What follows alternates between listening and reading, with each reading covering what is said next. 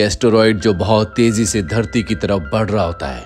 धरती को बचाने के लिए, एस्टेरॉयड को नष्ट करने के लिए सभी देश एक साथ मिलकर बहुत सारे रॉकेट्स को एस्टेरॉयड की तरफ भेजते हैं और जब वो सब के सब एस्टेरॉयड से टकराते हैं तो एक एसिड रेन होती है जिसमें हार्मफुल केमिकल्स हैं और उन केमिकल की वजह से धरती पर जितने भी कोल्ड ब्लडेड क्रिएचर्स होते हैं वो सब म्यूटेंट हो जाते हैं।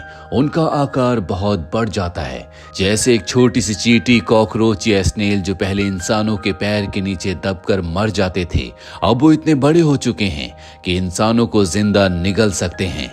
धरती पर इंसानों की 90% पॉपुलेशन अब खत्म हो चुकी है। वही इंसान बचे हैं जो केव्स के अंदर या बंकर्स के अंदर छुपे थे। इसी तरह के एक बंकर के अंदर हमें जोल नाम के एक लड़के को दिखाया जाता है जो पिछले 7 सालों से इस बंकर के अंदर है। यहाँ पर कुछ और कपल्स भी हैं और तभी इन्हें बंकर के अंदर कुछ आवाज आती है। समझ जाते हैं कि कोई क्रिएचर बंकर के अंदर आया है, इसीलिए 2 कपल उस क्रिएचर को मारने के लिए जाते हैं। वो जोल को अपने साथ नहीं ले जाते क्योंकि सबको लगता है कि जोल एक डरपोक है, उसने कभी किसी क्रिएचर का खात्मा नहीं किया। अब वो 2 कपल यानी कि 4 लोग जो उस जाइंट क्रिएचर का सामना करने के लिए गए थे, उनमें से एक को क्रिएचर मार देता है। जोल भी उनकी मदद करने के लिए जाता है और तभी उसके सामने एक जाइंट एंट आ जाती है। उसे देखते ही जोल फ्रीज हो जाता है और तभी वहां पर उसका साथी आकर एंट को मारकर उसकी जान बचा लेता है। दरअसल जोल के साथ हमेशा ऐसा ही होता है, जब भी उसका सामना किसी क्रिएचर से होता है तो उसे कुछ समझ नहीं आता कि उसे क्या करना चाहिए।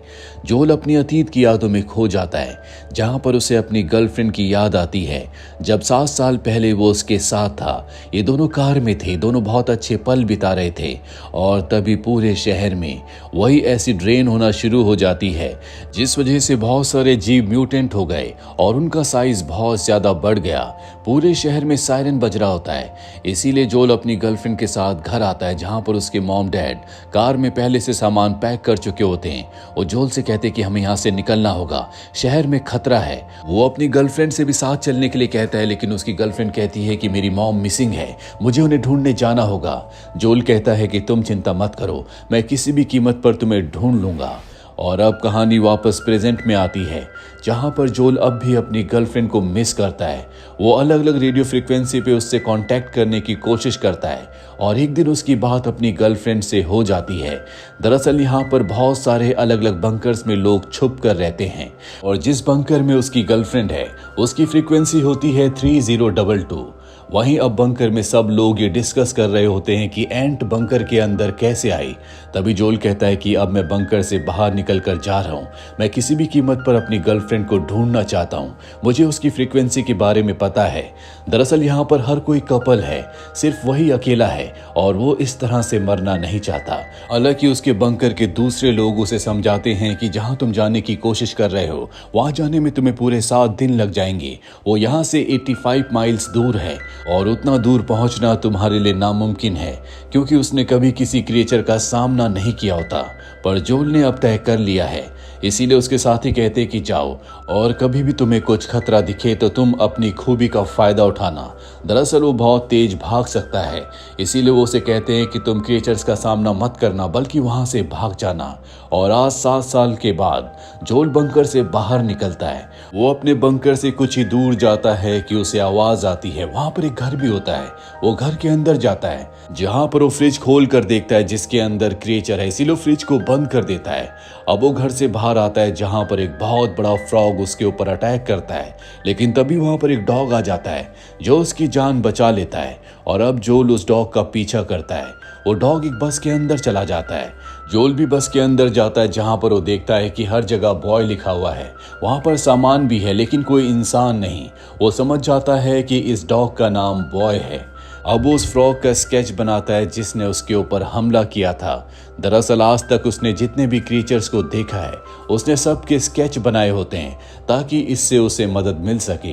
रात को डॉग के साथ बस के अंदर ही रहता है और अगली सुबह जब वो जा रहा होता है तो डॉग भी उसके पीछे आने लगता है। जोल को लगता है कि जो क्रिएचर्स हैं, जो मॉन्स्टर्स हैं, हो सकता है कि डॉग्स उनकी कमजोरी हो। डॉग के मुंह में उसके मास्टर की यानी कि उसका जो पहले ओनर था उसकी एक ड्रेस भी होती है, जिससे हमें समझ में आ जाता है कि वो बहुत वक्त से वापस नहीं आया। हो सकता है कि किसी मॉन्स्टर ने उसका शिकार कर लिया हो। ये दोनों के दोनों अपने सफर में आगे बढ़ जाते हैं। रास्ते में जोल को भूख लगती है। वो एक बेरी तोड़कर खाने वाला होता है कि डॉग भौंकना शुरू कर देता है। जोल समझ जाता है कि ये जहरीली है, इसीलिए डॉग भौंक रहा है। दरअसल ये डॉग बहुत ही इंटेलिजेंट है। ये दोनों यहाँ से आगे बढ़ जाते हैं और तभी जोल गलती से एक गड्ढे के अंदर गिर जाता है जहाँ पर वॉर्म मॉन्स्टर्स रहते हैं, जिन्हें सैंड गॉबलर्स भी कहा जाता है।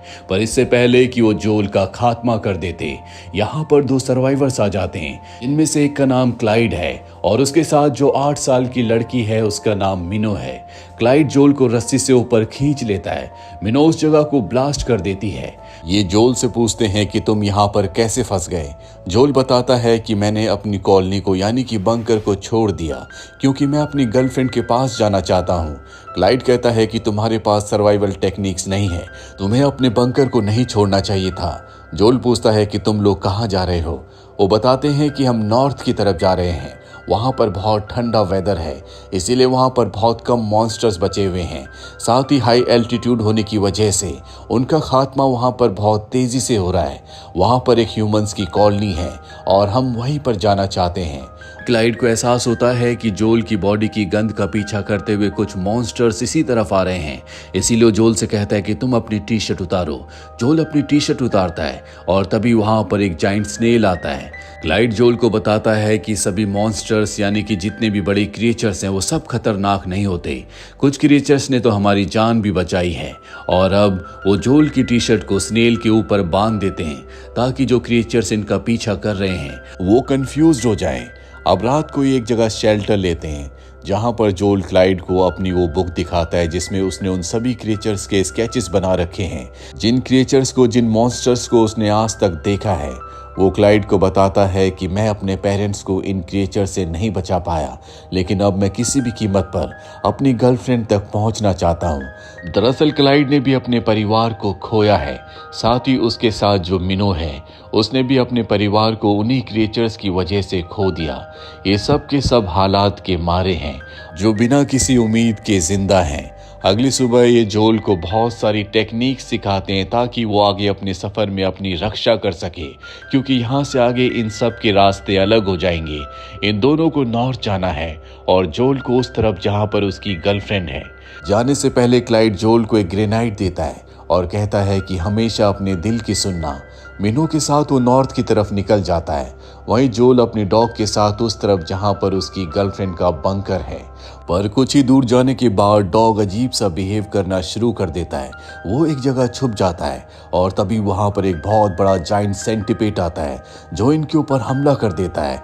जोल के पास उसकी एरो गन है, वो उससे उसके ऊपर हमला करने वाला होता है कि तभी वो फ्रीज हो जाता है, जैसा हमेशा उसके साथ होता है। और इसकी वजह ये होती है कि 7 साल पहले जब मॉन्स्टर्स ने, जाइंट्स क्रिएचर्स ने उसके पेरेंट्स के ऊपर हमला किया था तो वो उन्हें बचा नहीं पाया था और अब सेंटिपेड उसके ऊपर हमला करके उसके डॉग को मारने के लिए जाता है। लेकिन वो किसी भी कीमत पर डॉग को बचाना चाहता है, इसीलिए वो अपनी एरो गन से उस सेंटिपेड के ऊपर हमला करके अपने डॉग को बचा लेता है। ये दोनों के दोनों इसके बाद यहाँ से आगे निकल जाते हैं, जहाँ रास्ते में उन्हें एक मोटेल दिखता है। बहुत ज़्यादा रात भी हो चुकी होती है, साथ ही बारिश हो रही होती है, इसीलिए जोल उस मोटेल के अंदर जाता है जहाँ पर एक रोबोट भी होता है। वो उससे अपनी रेडियो को चार्ज करता है और अपनी गर्लफ्रेंड को कॉल करता है। उसकी गर्लफ्रेंड कहती है कि बहुत जल्दी यहाँ पर कुछ लोग हमें बचाने के लिए आने वाले हैं, जिसके बाद हम इस कॉलोनी को छोड़ देंगे। तभी इनका फ़ोन डिस्कनेक्ट हो जाता है क्योंकि उसकी रेडियो की बैटरी अब खत्म हो चुकी है। अगली सुबह अपने डॉग के साथ वो इस जगह से निकल जाता है और तभी इनके ऊपर एक क्वीन सैंड गॉबलर अटैक करती है, जिसे सबसे खतरनाक क्रिएचर माना जाता है। जोल अपनी जान बचाने के लिए एक पेड़ के पीछे छुप जाता है, लेकिन उसकी डॉग के पास जो उसके पुराने ओनर की ड्रेस होती है वो गिर जाती है। वो उस ड्रेस को उठाने के लिए जाता है, जिससे सैंड गॉबलर को पता चल जाता है कि ये कहाँ पर छुपे हुए हैं। डॉग अपने मास्टर की ड्रेस को उठाकर पानी के दूसरी तरफ चला जाता है और अब क्वींस एंड गॉबलर जोल के ऊपर हमला करने के लिए उसकी तरफ बढ़ती है, जो जमीन के नीचे से आ रही होती है।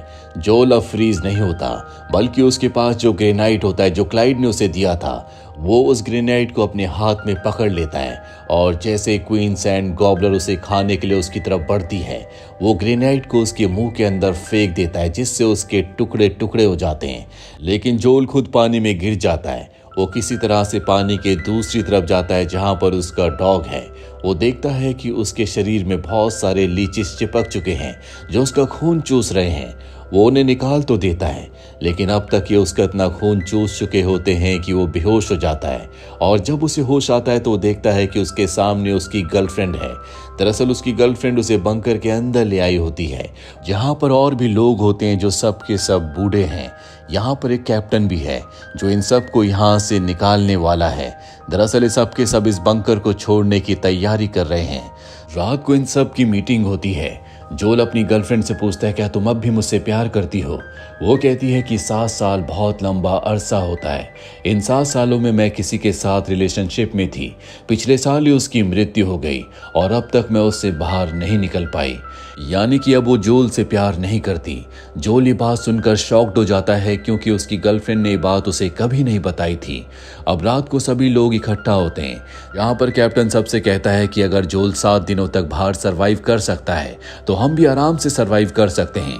इसीलिए अब हमें इस बंकर को छोड़कर यहाँ से निकलना होगा। दरअसल इस तरह के जो बंकर्स होते हैं उन पर अब मॉन्स्टर्स ने हमला करना शुरू कर दिया है। यहाँ पर जो कैप्टन होता है वो जोल का मजाक भी उड़ाता है। जोल कहता है कि मैं अपनी कॉलोनी में अपने बंकर में वापस चला जाऊंगा। वो रेडियो से उनसे संपर्क करता है और उन्हें बताता है कि मैं यहाँ अपनी गर्लफ्रेंड के बंकर में पहुंच चुका हूँ। जो सुनकर सबके सब हैरान हो जाते हैं, क्योंकि आज तक इतनी लंबी जर्नी कोई नहीं कर पाया। वो अपने साथियों को बताता है कि वहां पर रहना सुरक्षित नहीं है, क्योंकि मॉन्स्टर्स ने अब बंकर्स के अंदर हमला करना शुरू कर दिया है। और तभी उसकी लाइन डिस्कनेक्ट हो जाती है, जिससे जोल बहुत ज्यादा परेशान हो जाता है। उसे लगता है या तो किसी मॉन्स्टर ने बंकर के अंदर हमला किया है या फिर रेडियो की बैटरी खत्म हो गई। अब यहाँ पर जो कैप्टन होता है वो जोल के लिए बेरीज और वाइन भेजता है, लेकिन जब जोल बेरीज को देखता है तो समझ जाता है कि कैप्टन के इरादे सही नहीं है, क्योंकि ये वही बेरीज होती हैं जो वो खाने वाला था और डॉग ने भौंकना शुरू कर दिया था, जिसका स्केच भी उसने अपनी नोटबुक में बनाया होता है। वो समझ जाता है कि कैप्टन कुछ न कुछ गड़बड़ करने वाला है। ये बात वो अपनी गर्लफ्रेंड को, जो अब उसकी एक्स गर्लफ्रेंड हो चुकी है, उसे बताता है। पर इससे पहले कि ये कुछ कर पाते, यहाँ पर जितने भी लोग होते हैं वो एक एक कर कर बेहोश होना शुरू हो जाते हैं। कैप्टन आकर जोल को एक पंच मारता है, जिससे वो बेहोश हो जाता है। अगली सुबह जब उसकी नींद खुलती है तो वो देखता है कि बंकर के अंदर जितने भी लोग थे उन सबको कैप्टन ने बांधा हुआ है। दरअसल कैप्टन ही वो आदमी है जो इन सबको यहाँ पर लेने के लिए आया था। और अब कैप्टन इन सबको बताता है कि मैं अपनी टीम के साथ तुम सबको अपने एक मॉन्स्टर का, यानी कि क्रैब का खाना बनाना चाहता हूँ, क्योंकि वो क्रैब हमारे यॉट को खींचता है। हमारे पास फ्यूल नहीं है और हम उसे इंसानों की खुराक देते हैं, और अब तुम बहुत जल्दी उस क्रैब की खुराक बन जाओगे। तभी यहाँ पर उसके साथी यॉट से आ जाते हैं जो इनके रेडियो टावर को उड़ा देते हैं। अब वो क्रैब, जो कि एक मॉन्स्टर है, वो पानी से बाहर निकलता है, जिसका सामना जोल करता है। उसकी जो एक्स गर्लफ्रेंड है वो अपनी सप्लाईज को बचाने के लिए भागती है, क्योंकि कैप्टन और उसके जो लोग हैं वो अलग अलग बंकर में जाकर इंसानों को अपने क्रैब का भोजन बनाकर उनकी खुराक को, जो उनकी सप्लाईज होती है, उन्हें चुरा लेते हैं। लेकिन इन सब में वो खुद ही बेहोश हो जाती है। और अब जोल के सामने वो क्रैब है, वो उसकी आंखों में देखता है। उसे क्लाइड की बात याद आती है कि हर एक मॉन्स्टर खतरनाक नहीं होता। वो समझ जाता है कि क्रैब भी खतरनाक नहीं है, बल्कि कैप्टन ने जिस चेन से उसे बांधा हुआ है वो उस चेन के जरिए उसे इलेक्ट्रिक शॉक देता है, जिस वजह से वो उसकी बात मानने पर मजबूर हो जाता है। जोल अब क्रैब के ऊपर हमला करने की बजाय उसकी चेन को काट देता है, जिस वजह से वो क्रैब उस आइलैंड को छोड़कर पानी में चला जाता है और कैप्टन के यॉट को उसके लोगों के साथ पानी के अंदर डुबा देता है। वहीं जोल अपनी गर्लफ्रेंड से कहता है कि तुम्हें नॉर्थ की तरफ जाना चाहिए, वहां पर एक सुरक्षित कॉलोनी है, वहां पर तुम अपने लोगों के साथ सुरक्षित रह सकती हो। उसकी गर्लफ्रेंड कहती है कि तुम भी मेरे साथ चलो। दरअसल एक बार फिर से उसके दिल में जोल के लिए प्यार जाग उठा है। जोल कहता है कि मुझे अपनी कॉलोनी में अपने बंकर में वापस जाना होगा, मैं अपने लोगों को लेकर नॉर्थ आऊंगा। वो कहती है कि मैं तुम्हारा इंतजार करूंगी, मैं तुम्हें किसी भी कीमत पर ढूंढ लूंगी। और वो अपने लोगों के साथ नॉर्थ चली जाती है। वहीं हमें जोल को दिखाया जाता है जो अपने बंकर में वापस पहुंच जाता है और अपने साथियों से कहता है कि अब हमें इस बंकर को छोड़कर नॉर्थ जाना होगा, जहां पर एक सेफ कॉलोनी है, हम वहां पर सुरक्षित रह सकते हैं, वहां पर किसी मॉन्स्टर का कोई हमला नहीं होता। और अब वो अपने लोगों के साथ नॉर्थ की ठंडी पहाड़ियों की तरफ बढ़ चलता है, जहां पर न सिर्फ उसकी गर्लफ्रेंड बल्कि क्लाइड और मीनो भी उसका इंतजार कर रहे होंगे। और इसी के साथ ये फिल्म, ये कहानी यहीं पर खत्म हो जाती है। उम्मीद करते हैं कि ये कहानी आपको पसंद आई होगी।